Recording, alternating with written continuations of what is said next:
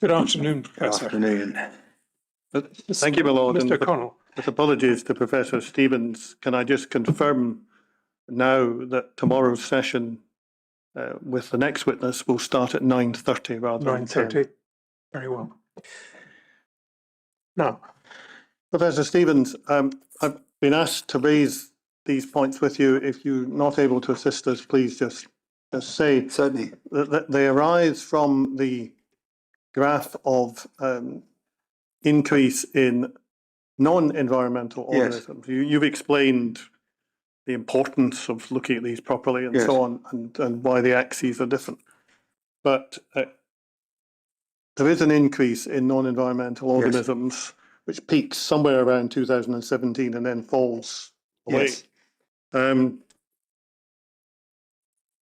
Is it possible that the increase could be explained by a number of things, such as I'm told that there was a switch to a new central line, new type of central line without sort of prior warning or training on that new line. Is that a possible cause? I don't know is the answer. I know that they changed the caps on the central line, the little screw caps to seal them off. And that was thought to have contributed to the reduction in CLABC. At one point, I didn't know that they had changed their central lines, but I don't know.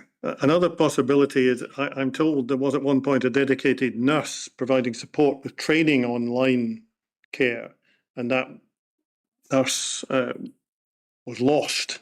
I won't use the word removed because that might be pejorative, but you don't know about that. I don't know, although Jennifer Rogers' statement, I think, did refer to a training role, I thought, but I would have to go back and look it up.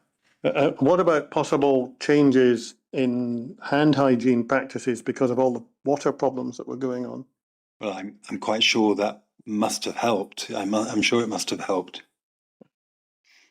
Thank you. I won't ask you any more about that. So we'll move on to a different topic. And this is sort of by way of a preliminary to a question as much as a question. If we go to page 180 of your rebuttal statement,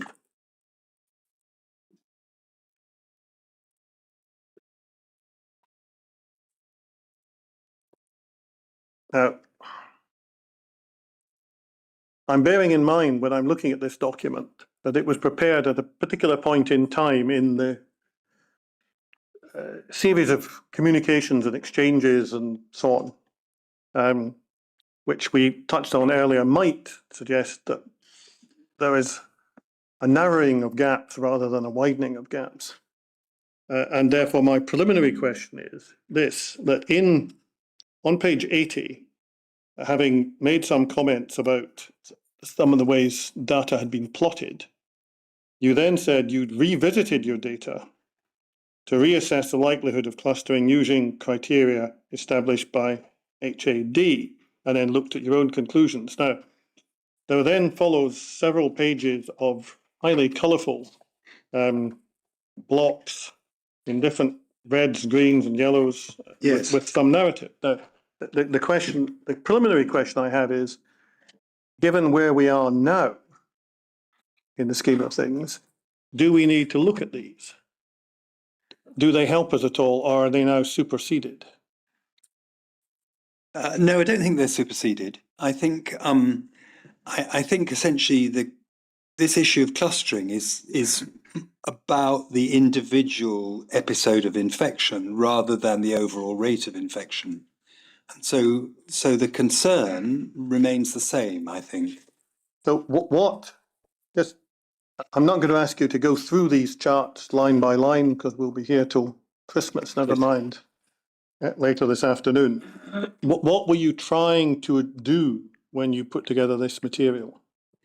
I think what we were interested in seeing is where there are assessment of clusters or potential for clustering roughly aligned with the data that that Professor Hawkey and colleagues had extracted. I mean, would it help if I took you through in steps what we did, just briefly? Well, just if we can try and do that in a manner Yes. comprehensible to the layman, that would be very helpful. Just take me through it I'm very sure briefly. that was the professor's intention. I'll do my best. Thank Well, essentially, if you look at any one of tables 11 in this document, and perhaps we could just bring one of them up on the screen. So we're 11? going to bundle 44, volume 1, is it page? It's part of that document. Oh no, it's the other document. Sorry, yes, that's right. So it's in the rebuttal document, is it? No, it's not. Beg your No. pardon. It's my fault. I'm completely wrong. See if I can find the. What you have in the rebuttal document are these coloured. Yes, but I think I just wanted to show you something in the HAD document, 44, Yes. volume 1. All right, right. Right, so that's. Let's do that then. Bundle 44, volume 1. Volume 1, maybe starting at page 84. Oh. No. Well, if you go to page 100, that's just the one I've got open here. Okay, so what the HAD authors did was they listed by different bacteria the occurrence of infections, and they gave the location in terms of which hospital, they gave the year and the month in which the infection occurred, and they also gave more detail about the ward. But in the final column of all these different graphs, 11, it says clustering. And this was their judgment in relation to the data that they had collected using the criteria which they had set out themselves, which I summarize. If we go back to the rebuttal document, Yes, and you go to page 182, yes. Essentially, I summarized and added this color coding for visual effect.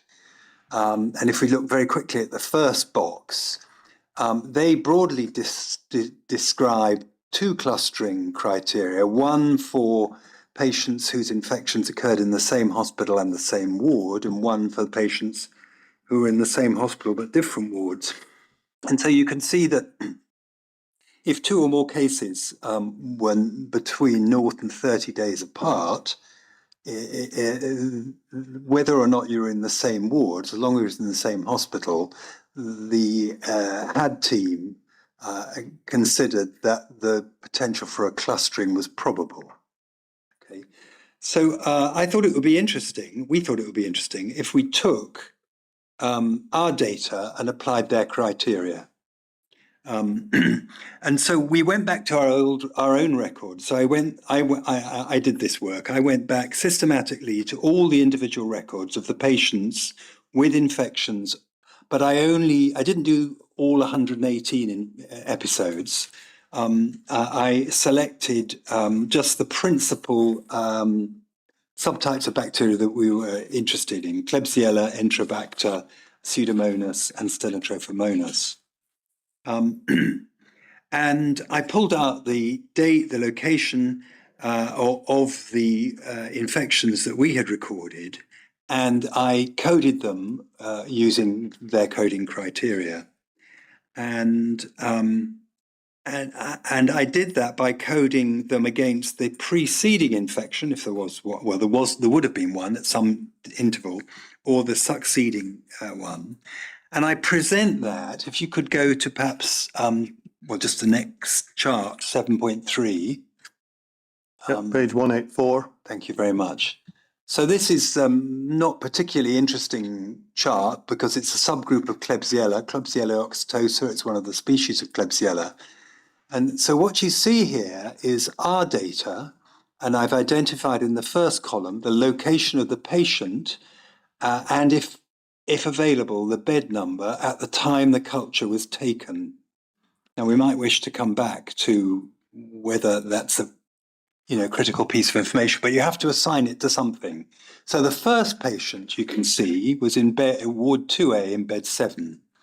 Was there a clustering with another patient within the same ward and room within 90 days? So I took an empirical gap for this. I said 90 days having the patient in the same ward and room might be significant. There wasn't. So we were able to check that no other patient had an infection with Klebsiella oxytosa within or after 90 days of this infection. And then you come to a column days from preceding infection. Well, it's not relevant because this is the first patient in the series. And so there wasn't in our data set a preceding infection, but there was a succeeding infection. And you can see that that was 104 days later. Okay. And so then I applied the HAD team's clustering criteria to that line of data. So where it says non-attributable in the days of preceding infection, I didn't apply a clustering definition because there isn't one. But in the second coloured column, it says possible and it's coloured yellow.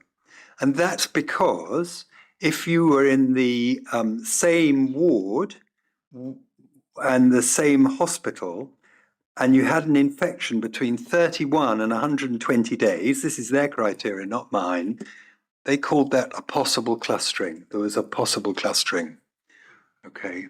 So I repeated that on each line. So if you come down to, say, the fourth line of data, patient in Ward 2A, bed 9, you read across, and you can see this patient, there was a Klebsiella oxytosa infection in a previous patient 20 days before, and there was a patient who had the same infection 2 days later.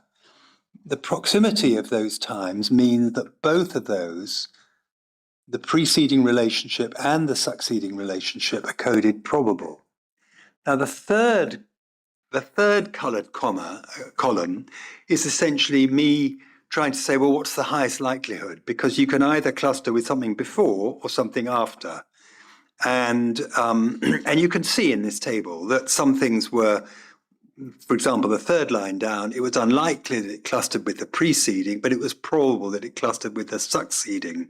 So I took the highest score in that third column, and what you're left with there is about 8 records, 2 of which are possible, 3 of which are probable, and 3 of which are unlikely. So that's just straight data lifted from our time sequence and scored with the HAD data. And then, with a slight note of caution, I added a final column, which was I went to our records for each of these individual episodes of infection and said, well, what did we actually say about these patients? And you can see that for the first 2 patients, we said, well, there was a possible chance of a cluster of infection. For the next 3 patients, we said there was a probable chance of a cluster in the infection. And for the next 3 patients, we said there was possible, although using the HAD scoring, it scored unlikely. So I hope that's understandable. And the colouring is just a visual cue, really, to see what the overlap is between those last 2 columns, if there is at all. And so what you see is that there is some synergy between the columns. It's not entirely precise. And my note of caution is, of course, that the coding according to the HAD criteria is just very specifically clustering based on patient location and interval from another infection. The final CNR decision incorporated all the other factors that we looked at, the kind of softer or more holistic things that we considered. So you wouldn't expect them to align completely, and they're not quite the same. So I'm sorry if I've taken too long. I was just about, if I may, my lord, just to get the reference to that last point, so we have it for the notes. Yeah. The note of caution that you've just described, I think, is set out on page 192. I think it is somewhere. Of yes, your I think we did put it in. Yes. Yep. Thank you. And so if you just want to put the other coloured tables up on the screen, you can see, maybe you don't want to choose, but perhaps you could choose Stenotrophomonas, because that's very interesting to everyone. 191, page 191. But just before we leave 184. I'm sorry. I mean, I just, now, you started us with table 11C in the HED Yes. report. Now, do I see, and I apologize for not having followed this, do we see in your table 7.3 on Yes. page 184 Yes. a representation of the HAD reports clustering assessments? No, because that comes at the very end in table 7.8. Right, okay. So these These are our CNR data. right. You're stored. using CNR data, which is subject to medical confidentiality. But you've used the HED criteria, which, again, if I'm following it, is simply twofold. It's time and place. Yes. And whereas the CNR criteria include time and place, but other Elements of judgment. elements of judgment. Right. Okay. Now you are going to take us to. Well, I didn't know whether Mr. Connell suggested perhaps we didn't need to go through every chart. But no, but I didn't know if you wanted to see you were one more. offering one other chart. Well, I just wondered 191. whether you'd like to look at the Stenotrophomonas chart on page 191, because I Yep. think there is a comment that I could make that might be useful. Oh, yes, thank you very much. I'm sorry, the page breaks are misaligned slightly. The only point I want to make on this chart, well, first of all, it's a larger data series. There are a couple of other small points here. For example, in the first column, if you go down towards the bottom, it says miscoded to 2B. That's a shorthand for me, really, to say that we encountered some difficulties with the coding of place, because when that patient had an infection, in fact, 2B was closed, so clearly couldn't have been on 2B, but that's what the information we received was. And so we were unable to be entirely sure about whether there was congruence with ward and bed. Perhaps the most relevant thing on this chart is if you look at the two right-hand colored columns, where the second to end one, where it says the highest likelihood of clustering, this is the CNR time and place data clustered by the HAD criteria. And what's very apparent is that most of it's red, most of it's probable. So here we're producing the data that's in the case note review, and we've classified the clustering intervals using the criteria set by the HAD team, and 2/3, probably slightly more, of the patients appear to have probable clusters. And that aligns, broadly speaking, with the prominence that we give to Stenotrophomonas in the case note review. If, however, you look at the final column, where it says final case note decision, you see there's rather more yellows creeping in. It's not all as much, there isn't as much red as yellow as there was in the previous column. And I would like to believe that this manifests the moderation of the case note review process in not simply saying, I mean, I'd like to say we weren't simply saying, well, you know, there was another infection 8 days later, therefore it has to be a probable link to the environment. What I'd like to say is that we actually were moderating these and in a sense moderating them downward a little, and I think it's a rather loose way of demonstrating that we were possibly more conservative than perhaps people thought we were being.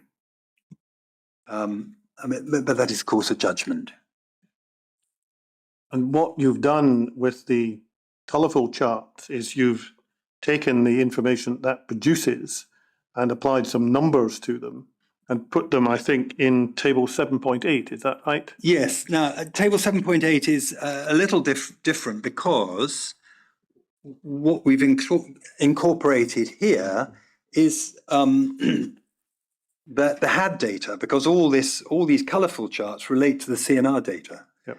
And so what we've got is on perhaps on page 193, if we could have that. So you have 5 subgroups of bacteria: 2 Klebsiellas, Pseudomonas, Enterobacter, and Stenotrophomonas. And the first block of data relates to the case note review data scored by the HAD criteria, which is what we've just been looking at.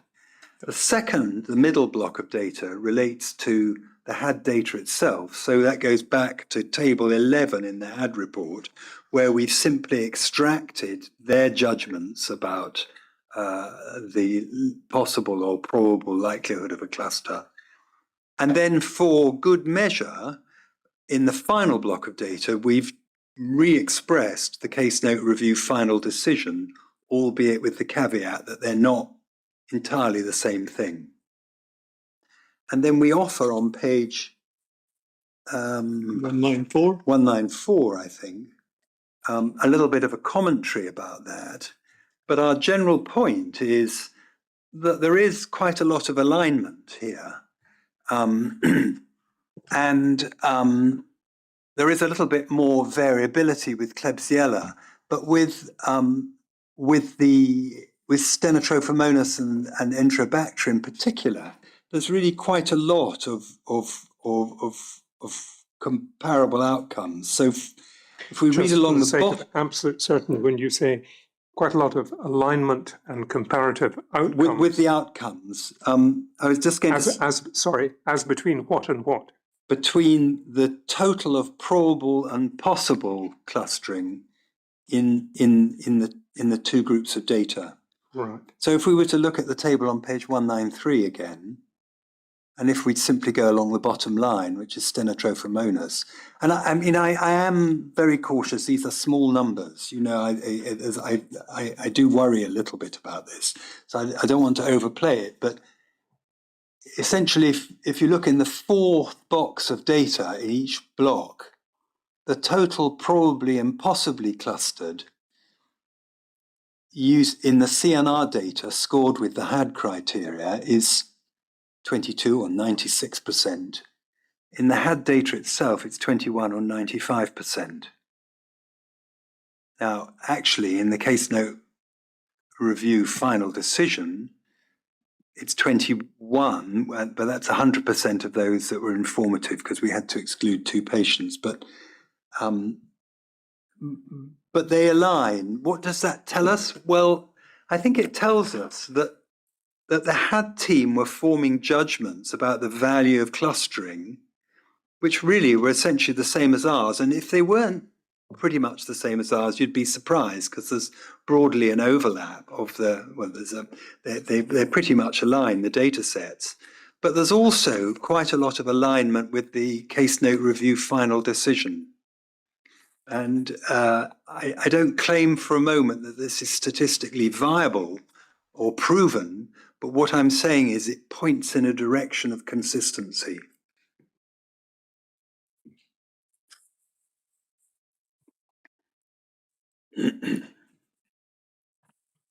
And your added point, which is expressed on your narrative page, if I get it correctly, is that you think doing it this way may help to dispel any suggestion that you were very keen to just call the thing a cluster if you possibly could, but in fact you were moderating some of the results.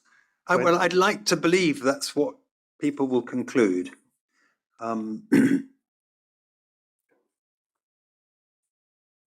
Thank you. I think we can move on from these charts. Let me turn to some other issues that have been raised about your report, particularly by Dr. Chaput. What I'm going to try and do, and we'll see how it works, is put 2 documents on the screen at the same time. so that we don't end up, misquoting or selectively extracting or whatever. And what I'm going to use is the rebuttal document that we've been looking at, where I'm going to go to, first of all, to page 198. And I'm also looking at Bundle 44, Volume 3, at page 15, which is, you can just take it from me, it's an annex to a response by GGC to the rebuttal document, in which Dr. Chaput was one of the authors. It contains lots of material, which I have seen this document. not going to ask you Yes. about. Now, the reason I want these two to be available is that if you feel you need to see the full text at any time, you should please just indicate so that we're not being selective. The first issue that is raised that I just want to put to you is this, that you see it starting in paragraph 14 in the left-hand document on your screen, i.e. the GGC document, where there's a quotation from your document at page 198. And then there's a statement in paragraph 15, this is incorrect and betrays a lack of knowledge of microbiological water testing and the purpose and scope of the NIPCM Appendix 13. And then there's a comment about Enterobacter being coliforms, and testing specifically for coliforms is one of the most fundamental water tests. If we can we scroll on to the next paragraph of that document, please? Is that feasible? So we look then at the point, as I understand it here, is that you say in your report, well, you're likely to be undercounting Enterobacter because there are likely to be other samples, and that were not specifically identified. And Dr. Chaput says, well, Enterobacter is a coliform. Strict tests are applied for coliforms. There's no way that the lab would not report a coliform, so it was missed out. So the criticism ultimately comes to be directed at, let me just get the correct reference, a statement on page 199 that the number of Enterobacter isolates were much higher. That's the essential point. You're saying basically things have been missed out or may not have been picked up, and Dr. Chaput is saying no, that wouldn't happen. I think that's essentially the state of play when looking at these two documents. But since then, Professor Wilcox has provided a supplementary statement, which I hope and believe addresses this point as well as some other points about WGS. Right. So I believe, which might better replace the right-hand side, perhaps. I don't know. So this is not something you can help us with. You would defer to what Professor Wilcox said. Well, in his supplementary statement. he's provided a statement which responds particularly, I think, to some of these criticisms, and I don't know if you want to look at that, but I rather defer to him in the response. My understanding is that there was the potential for incorrect totaling of the number of Enterobacter samples. Well, we can take that from Professor Wilcox with the statement in due course and check it against what's been asserted. There's also a suggestion that the comments that you've made about the storage of samples are also incorrect. This is storage of blood culture isolates. Yes. Is that also a matter that you would defer to Professor Well, I would Wilcox have to on? defer to him because he's a microbiologist and he understands the regimens that microbiology laboratories work under. I did, however, read in a document some reference to a lack of blood cultures in the early part of the case note review, and I spent some time yesterday trying to track that document down, but I can't find it. So my conclusion is I really don't know. This is detail of the operation of microbiology departments. I mean, I would expect them to be stored, but I don't know how long they're stored for. Well, in that case, I won't ask you anything further about Dr. Chaput's criticisms, and we can see what Professor Wilcox says. That, I think, just leaves me with one other topic we can take these off the screen things, to raise with you, which is also, in a sense, at least by labeling, a new topic. And that is something called counterfactuals, which were, I think, introduced by Dr. Frumright in the course of exchanges during her evidence. Now, to a layperson such as myself, a counterfactual is usually the envisaging of something in circumstances which didn't happen. So, let's imagine what would have happened if Germany had won the war or something and play out a scenario.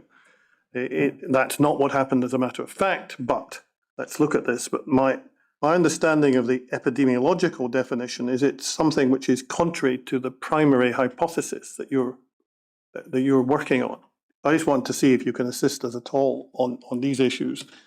The primary hypothesis that I think was being suggested was that at least some of the infections were linked to, let me just call it compendiously, the water.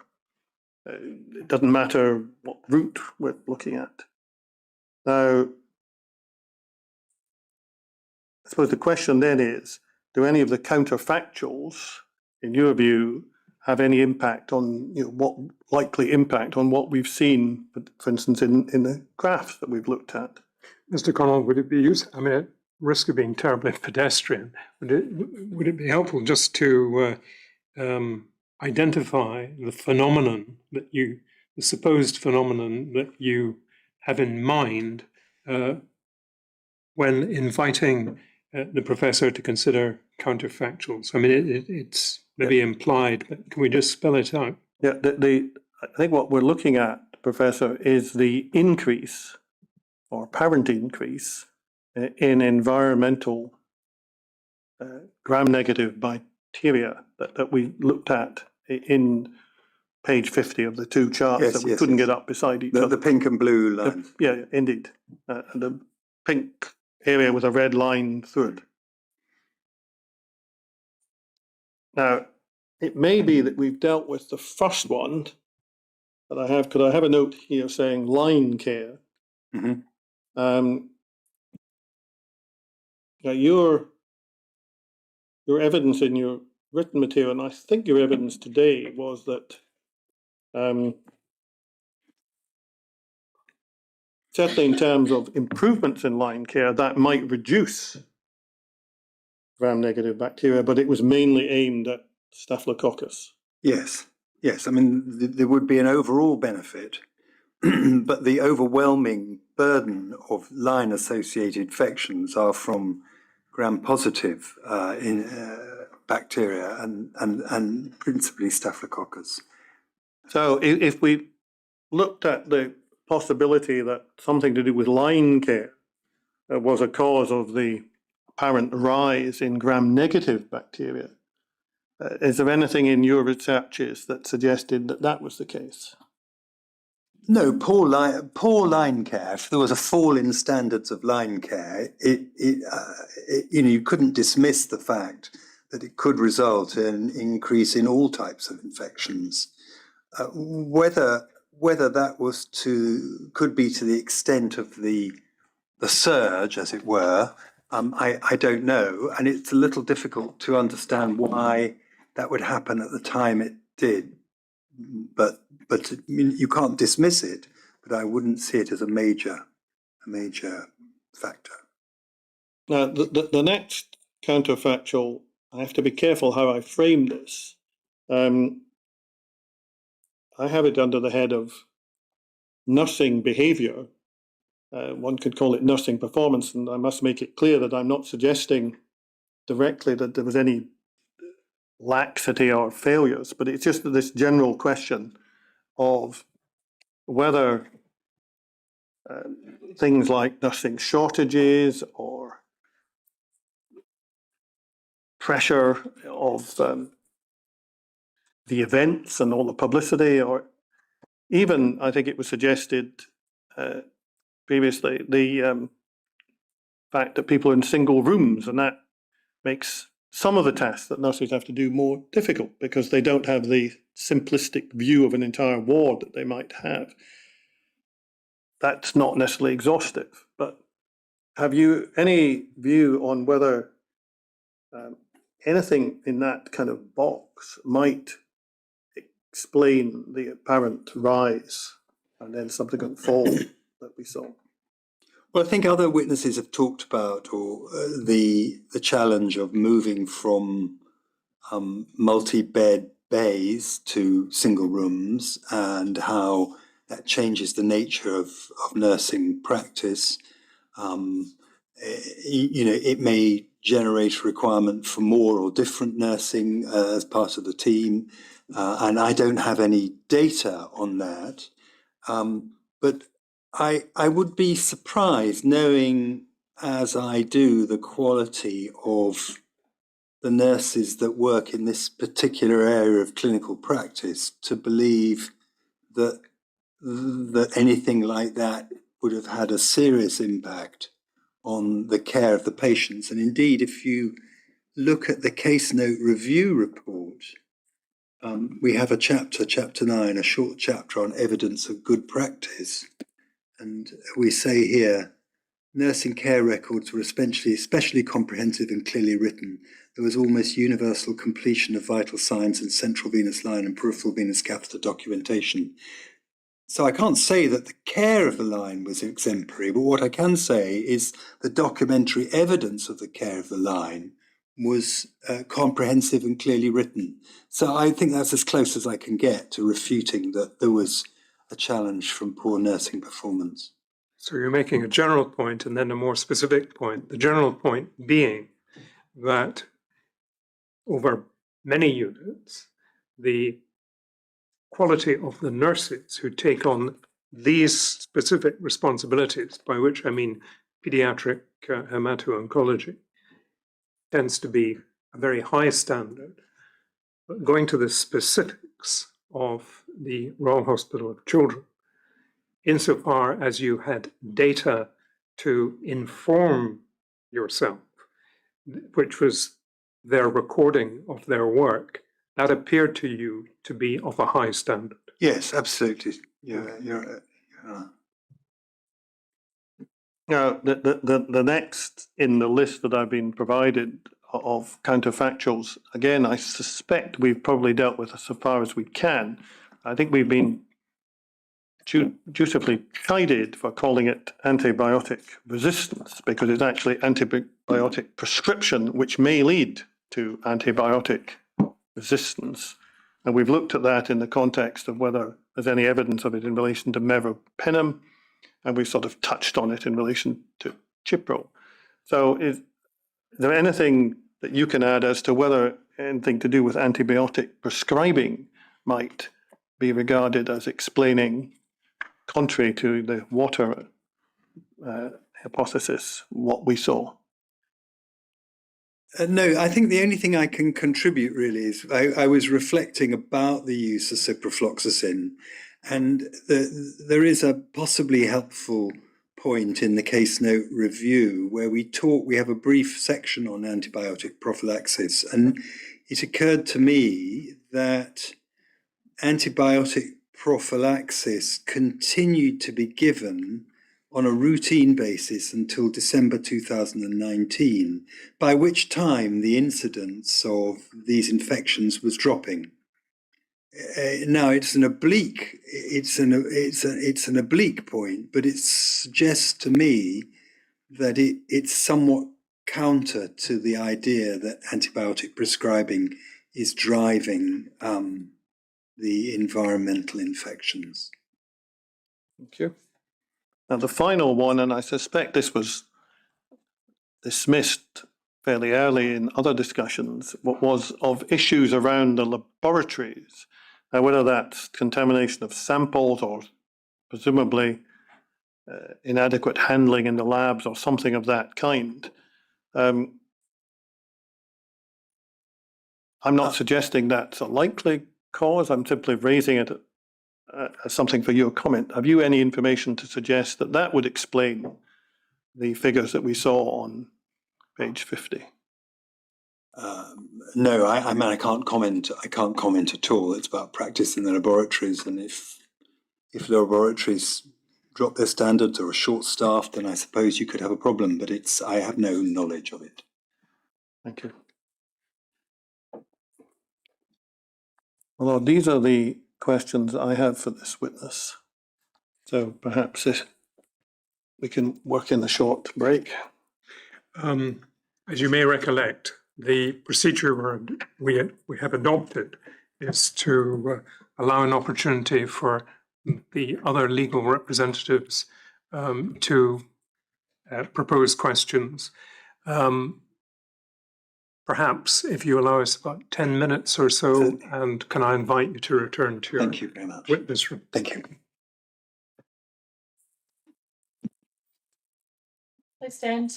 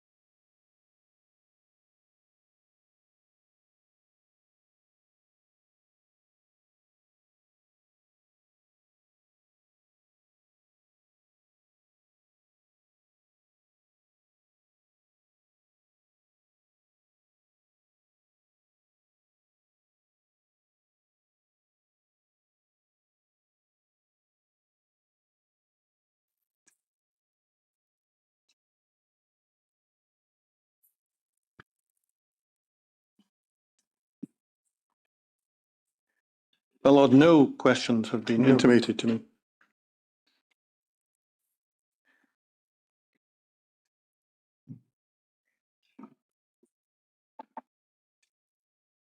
Thank you. Apparently, no further questions, Professor, and that means, of course, you're free to go. But before you do go, could I just stress my gratitude for your attendance today and on the previous occasion, but also on the very considerable amount of work which goes behind that attendance and has gone behind your preparation of the documents responding to the comments from Professor Hawkey and his colleagues. So thank you very much indeed, but you're free to go. Well, thank you. Thank you, Mr. Gunn.